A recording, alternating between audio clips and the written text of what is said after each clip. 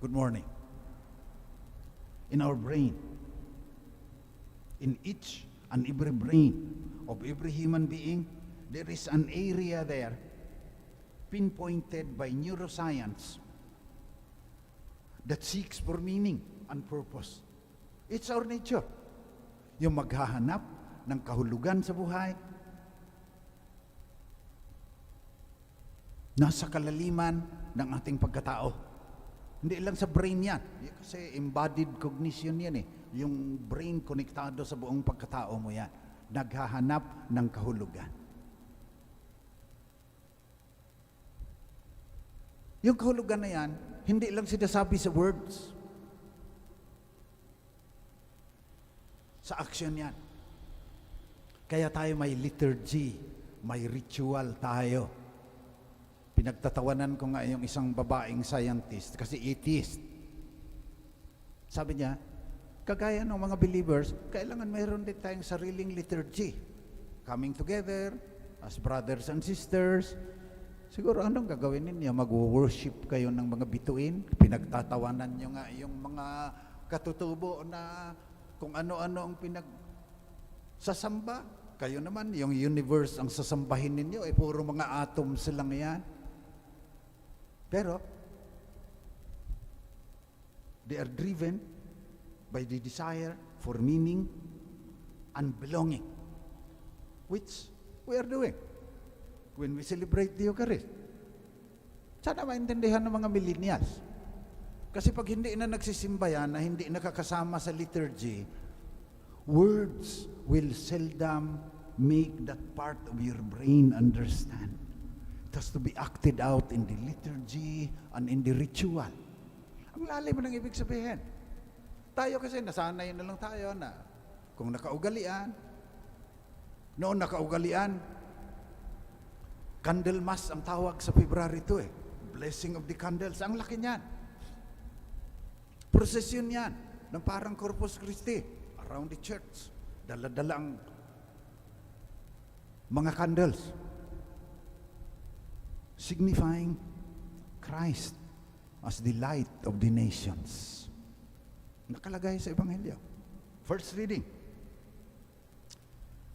Lo, I am sending my messenger to prepare the way for me.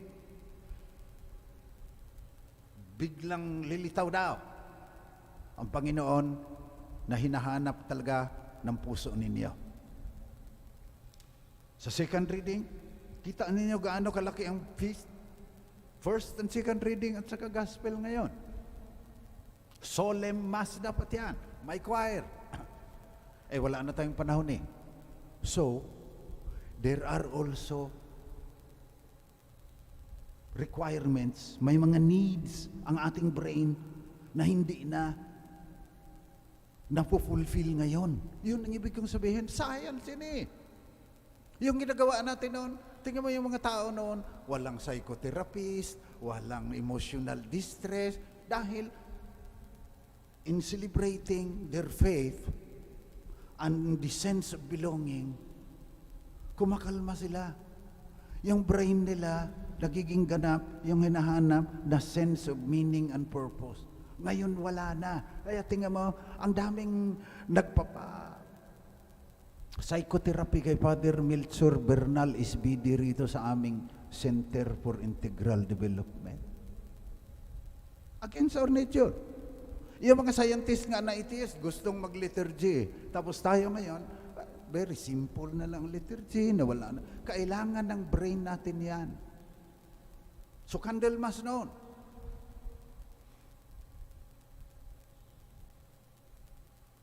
Light to the nations, kagaya ng sabi ng prophet Simeon. Second reading, Jesus shared in our blood and flesh, that through death he might destroy the one who has the power of death, and free those who through fear of death had been subject to slavery all their life. Kaya, light to the nations. Alipin ka, pinalaya ka, nasa kadiliman ka, biglang nagliwanag. Christ as the light to the nation. Sineselebrate natin. Especially the victory over death. Yung mga scientists na atheist, sige, liturgy kayo dyan sa inyong sarili. Sambahin ninyo yung San Siduko. Anong sagot ninyo sa kamatayan? Mga Katoliko, candle mass, nagpapabless ng kanilang mga kandila na nawala na rin minsan ang kahulugan dahil yung kandila pang na lang para walang mga multo doon sa bahay nila. Hindi, yan ang mas malalim. Umuubra yan. Kung may pananampalataya ka, hindi ka tatamaan ng kidlat at thunderstorms. Nawala tayo sa pinakamalalim na kahulugan ng ating pananampalataya. Also, presentation, we are celebrating that Christ has been offered to God. And in turn, He becomes a merciful and faithful high priest before God to expiate the sins of the people. Tells us who God is. God is light. God is love. He died so that our sins can be forgiven. And He brings us home to a real home with Father, Son, and Holy Spirit. That's what we celebrate during Candle Mass, na naging presentation of the Lord na lang. Kaunti na lang yung kandila ngayon. Yung mga millennials at saka yung mga teenagers, nawala na ang kahulugan yan. Tapos, yung brain nila maghahanap ng kung saan-saan na kahulugan, hindi makahanap, kailangan mo nang dalhin sa psychologist. Yung iba nagpapakamatay na nga. Tumaas ang suicide sa mga kabataan ngayon. Something in their brain is not being fulfilled. Their humanity lacks something that is essential to their being human. We are celebrating it now.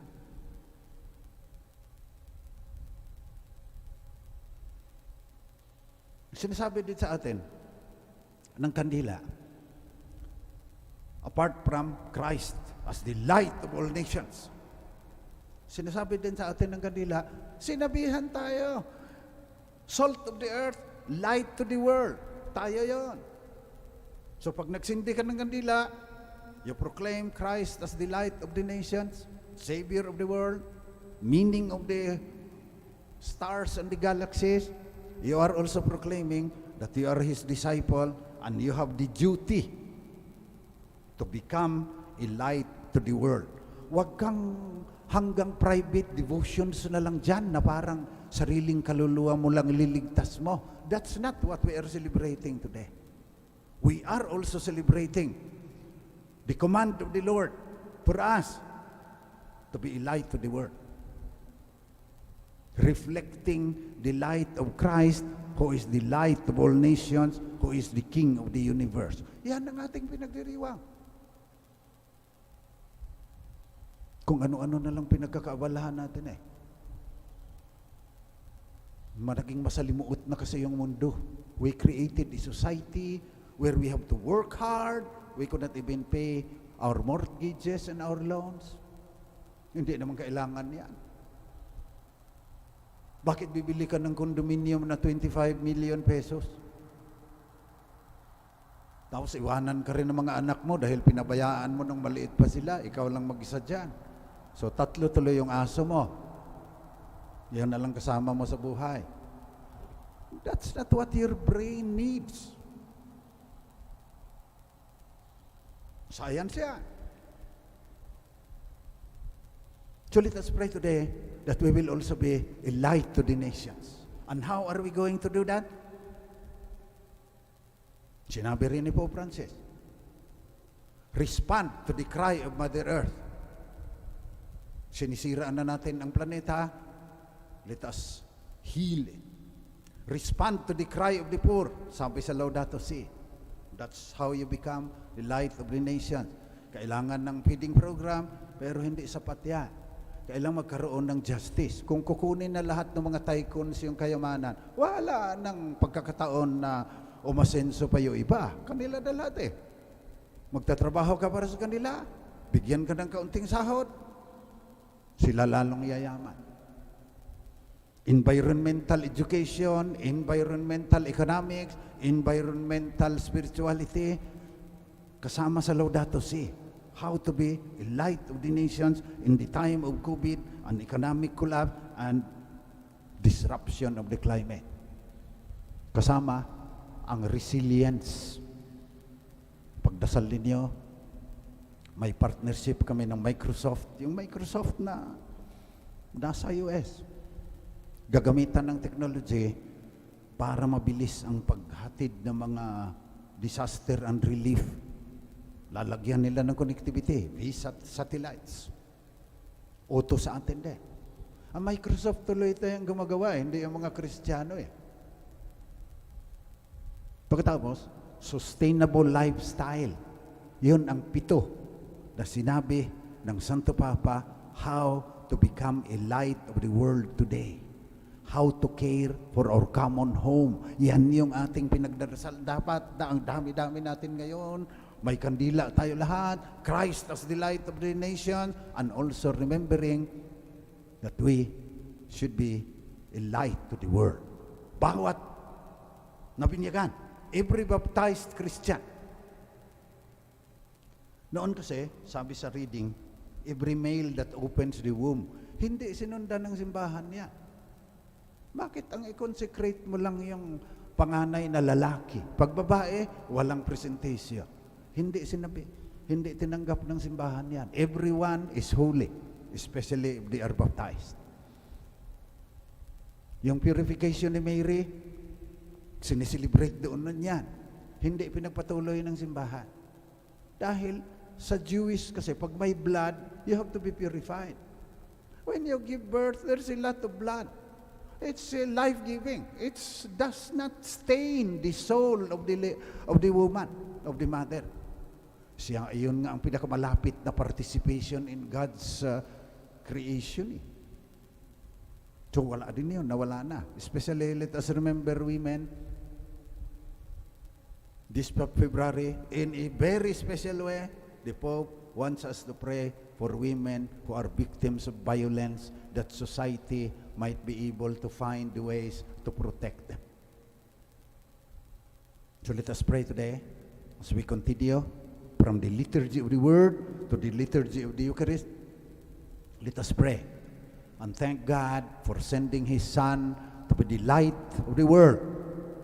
And also, we will pray that we will be given the strength by the Spirit so that we also will reflect the same light of Christ, the light of the nations.